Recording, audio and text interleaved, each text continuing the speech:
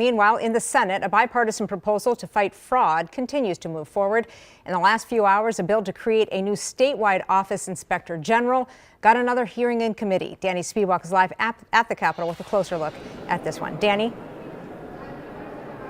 Well, this was the fifth committee stop for this proposal to create an Office of Inspector General to fight fraud across state agencies in Minnesota. And the committee today was Human Services, so that's important because Human Services is an area of the state that has come under some scrutiny because of fraud issues in the past several years.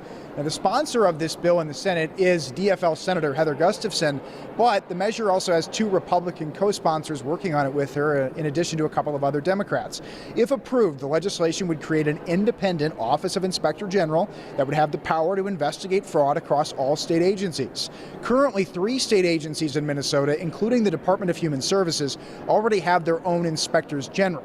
DHS has brought up some concerns about whether this would interfere with some federal jurisdiction to investigate Medicaid fraud, but the bill's supporters say that their language has been adjusted to further clarify the exceptions that are needed for that, and that the bill will help stop state payments if fraud is suspected. That's something that other people who are in the work of trying to identify and stop fraud or misuse of funds aren't able to do at this point.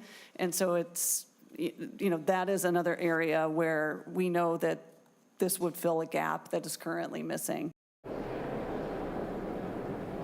So in the legislature, there are various proposals to create this Office of Inspector General. This one in the Senate, there's a couple in the House. They're hashing out those details, but the Walz administration has voiced some concerns about this. They say that they're not necessarily in favor of the structure here, that it doesn't give enough power or oversight to the executive branch, and they've questioned just how all these agencies would work together to fight fraud under one office. Back to you. Well, Danny, the governor has been very clear that fraud is very important to him, even coming up with his own plans earlier this year in January. What's the hitch, do you think, between these two?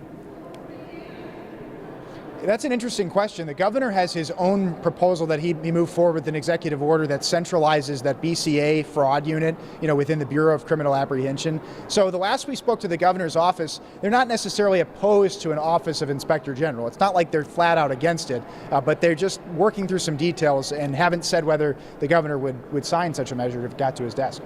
All right, maybe some actual bipartisan movement going forward. Thanks, Danny.